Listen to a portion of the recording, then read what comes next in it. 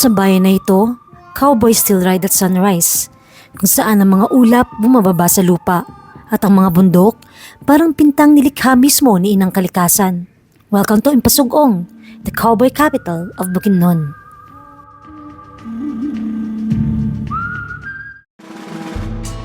Pero alam niyo bang hindi biro ang pagpunta dito? At sa likod ng postcard perfect views na yan, may kwento ng pakikipagsapalaran.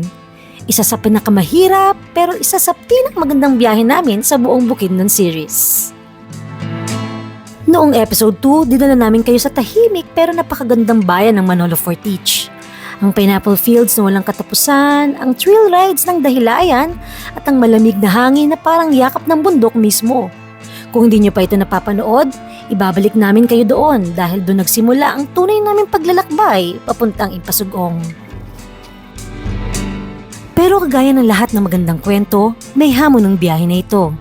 Mahirap bang puntahan ang Impasugong? Safe ba? Sulit ba talaga? Ano bang aasahan ng first timers dito? At totoo bang may cowboy culture dito hanggang ngayon? Yan ang sasagutin natin sa episode na ito. Kaya huwag bibitaw dahil dito nyo malalaman ang totoong kagandahan ng Impasugong. My name is Jelu and this is another travel episode for Chelufied. Tara, kapit tayo!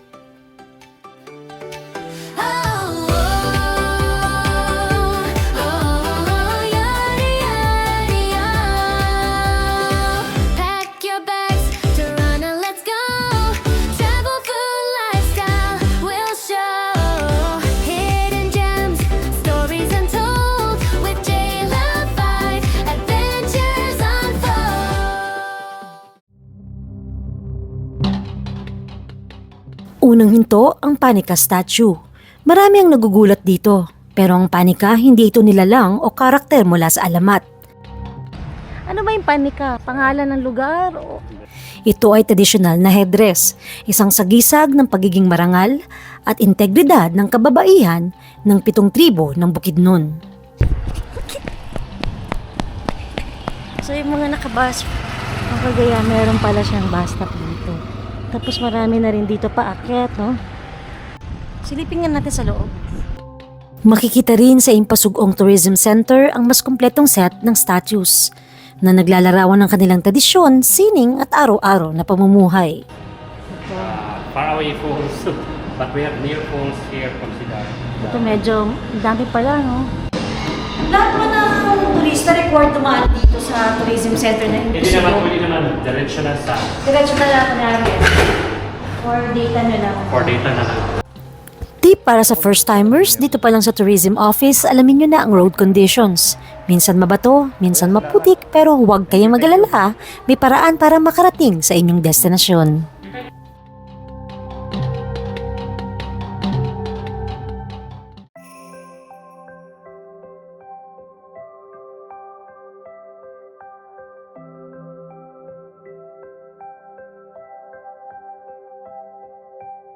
Ang susunod na tutuklasin natin, Lover's Lane, isang view deck na nag-aalok ng mga tanawing parang ipinanta ng kalikasan.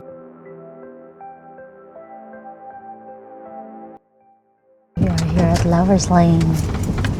Here we go. Lover's Lane. Bakit siya tinawag na Lover's Lane? Hindi lang ito romantic spot. Bawat hakbang, bawat ihip ng hangin, bawat tanawin ng bundok, naglalaro sa mata mo na parang obra ng kalikasan.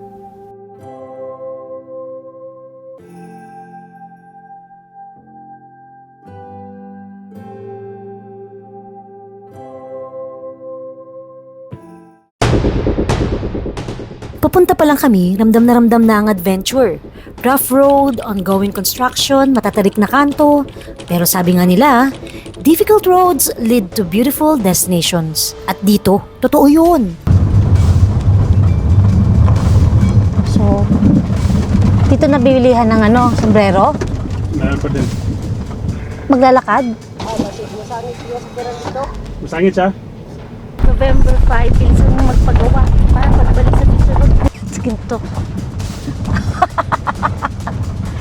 So ginagawa siya hindi dahil sa bagyo, hindi dahil sa putik. May construction. Parang mining, no? Malayo pa pala yun from here. Hindi madaling puntahan ng communal ranch. Rough road, matatarik, may ongoing constructions. Pero bawat bato, bawat alikabok, parang parte ng paghahanda sa mas magandang tanawin.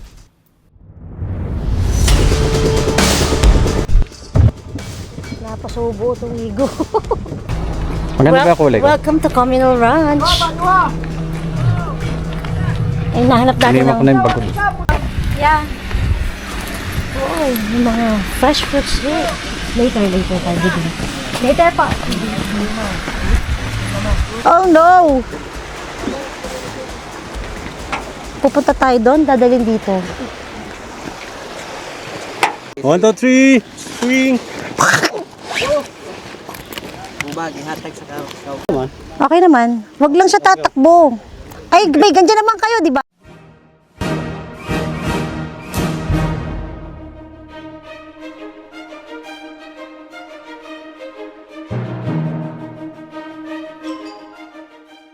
At nang makarating kami, parang bumagal ang oras. Ang mga baka, parang puting tuldok sa malawak na lupa. At ang mga cowboy, tahimik, disiplinado, at may tradisyong hindi nila binibitawan.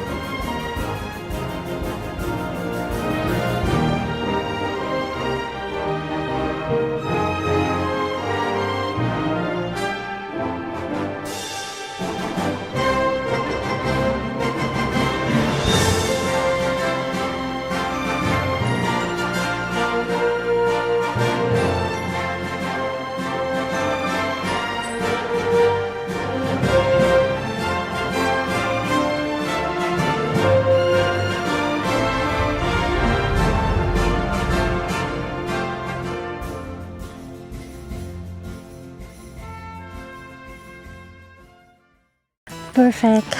Yung signal number 1 kahapon, yung kabalo kami ma-cancel ng flight, pero magandang weather today. Perfect. Tapos halos wala rin tao dito. Kami lang, may isang couple lang nag-iikot dito. Kasi yung mga napapanood natin sa vlog, sa mga ibang vlogs, ang daming tao. And also, yung mga baka rin pala, hindi pala usually nandito tumatambay. Sa iba nilang lugar pinapastol. Pero this time, dito daw sila pinastol. Kaya ang daming baka kanina nung nag-horseback riding tayo. Nakapagod.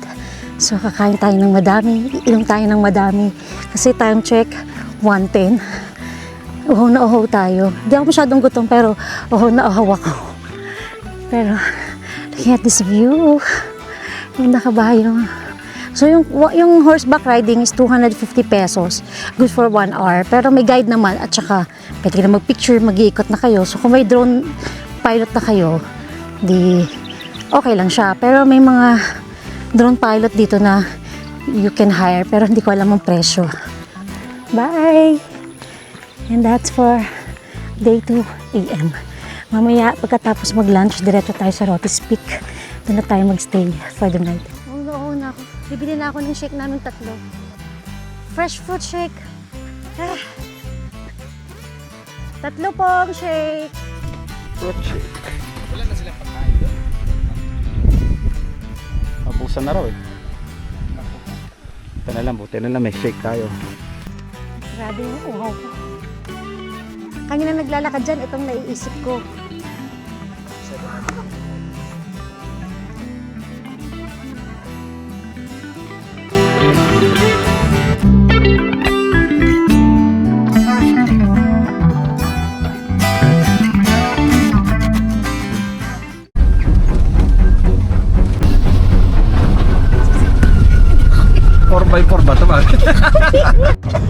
At kapag handa ka nang bumalik sa bayan, magsisimula ang isa pang kwento, ang pagbaba mula Communal Ranch.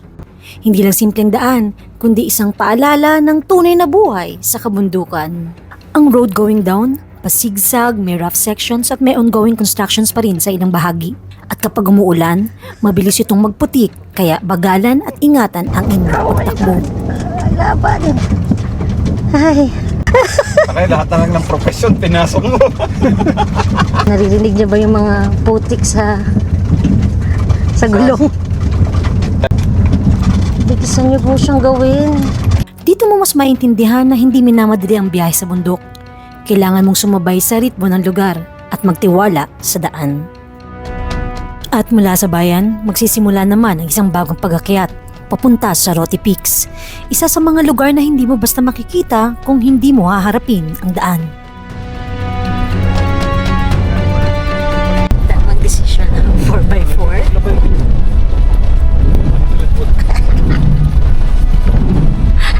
Mas maganda to sa labas eh.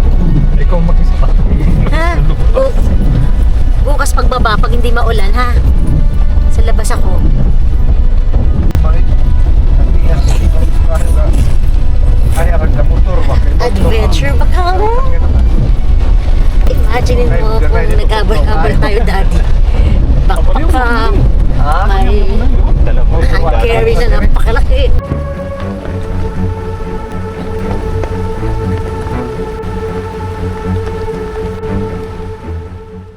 Steep, makitid at may loose gravel. Ito yung road na pinapatunayan ng kasabihang, difficult roads lead to beautiful destinations.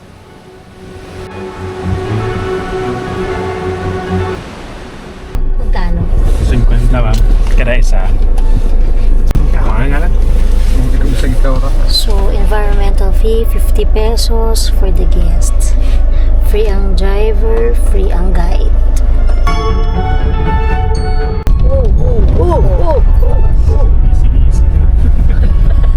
Easy ah.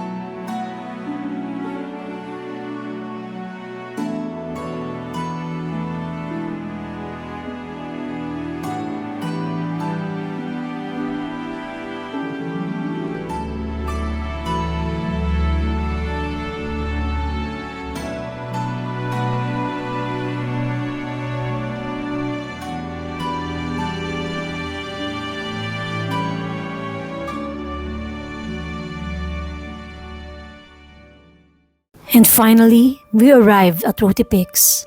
The climb was steep, the roads narrow, and every turn reminded us, difficult roads truly lead to beautiful destinations. The wind is colder, yet it carries a quiet welcome. Every ridge, every slope tells a story of patience, of journey, of discovery. Welcome to Roty Peaks, where the journey up becomes part of the magic of the destination.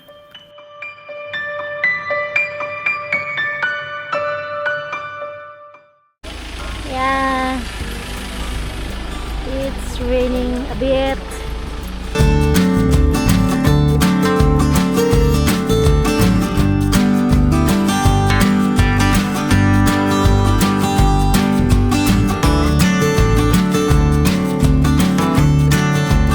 And we are going to stay in a kubo. This is our room, and look at this, guys. This is our kubo.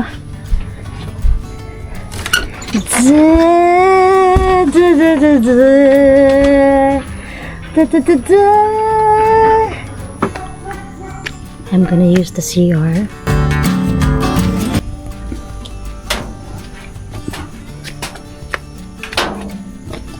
Just the CR. And there you go.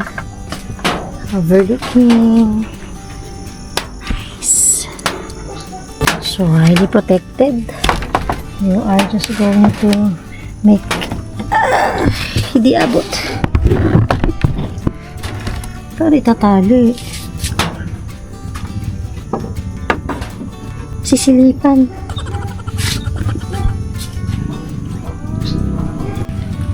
This is our cabin. Kubo.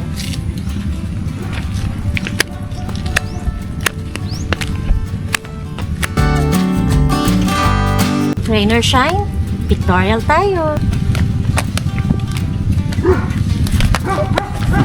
Ang main house. Ito yung mga usual natin napapanood sa mga vlog.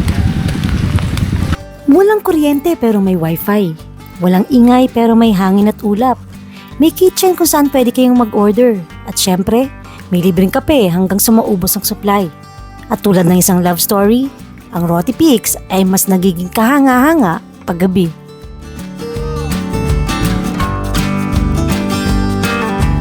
Time check, 5:06 p.m. At syempre walang kuryente dito. So, naka-solar lang sila. Nag-order lang tayo ng pork barbecue kasi dito tayo magdi-dinner. Tapos paluto na nga tayo sa kanila. Nakasave na sa atin tong lamesang ito.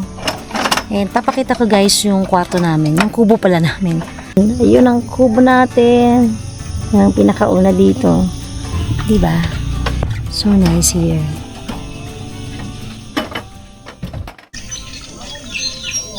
Do you hear that, guys? Yung ingay ng mga birds. No? Para siyang bell, oh. Iba-iba. Ibon ba yun? It's ibon. I mean, kung ano mang ibon yun. Lumalaban yung ilaw ng solar kaya medyo may liwanag pa ako kayong nakikita sa akin ngayon. Kasi hindi na sa taas yung solar, nakatutok sa camera. It's so peaceful here. And we are excited sa ating barbecue. Dala kayo ng off lotion, medyo hindi ko alam kung lamok yun o mga insekto. Pero parang hindi naman yan. So they are only using solar, walang kuryente dito. Pero may globe kami, naka 4G, pero hindi ako nagbukas ng internet. Kanilang pagpunta dito, naka 4x4 tayo, so talagang rough road. Tapos umulan pa. Yung nakahawak tayo sa sasakyan kasi gumaganon-ganon eh. Tama yung desisyon natin mag 4x4 kasi ang dami rin nating gamit. So ang ginawa namin, yung Wigo na sasakyan namin, ipinark namin dun sa downtown. Tapos sumakay kami ng 4x4 na pre-book natin through our tour coordinator. Barbecue. Coffee under the moon, under the full moon.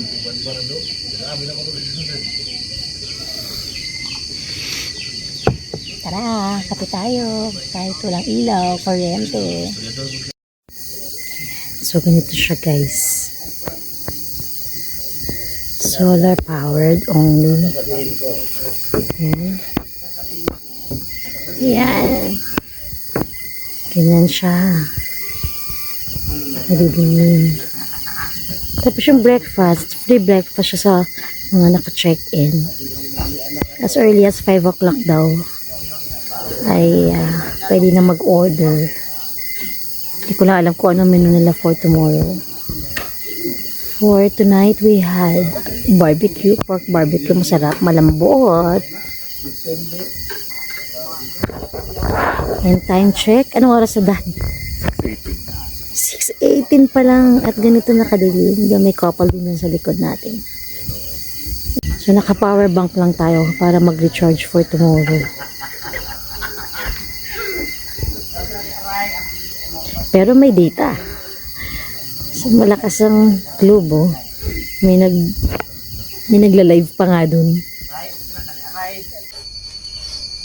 So this is our room.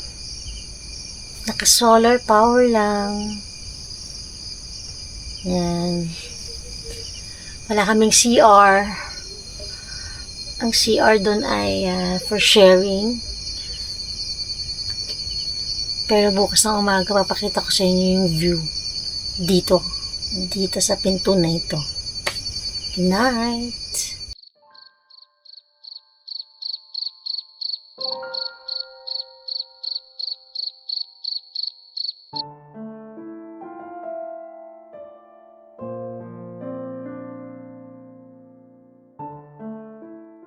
Good morning, mo friendship. I woke up like this. Hinabol natin ang sunrise 5:20. Alas 5 ang liwanag na eh.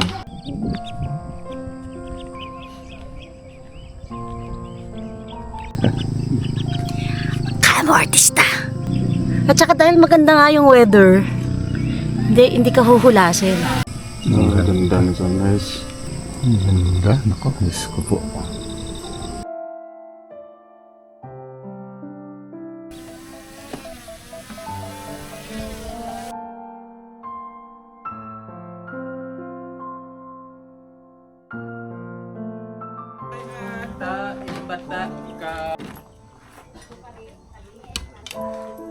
Okay.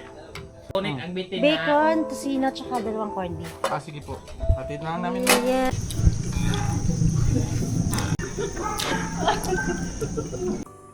Habang lumilipas ang oras sa Roty Peaks, mula sa tahimik na umaga, sa sea of clouds, hanggang sa romantikong barbecue dinner at breakfast with a view, ramdam mo kung bakit ang lugar na ito ay para sa mga naghahanap ng kapayapaan, adventure at kakaibang karanasan sa Bukidnon.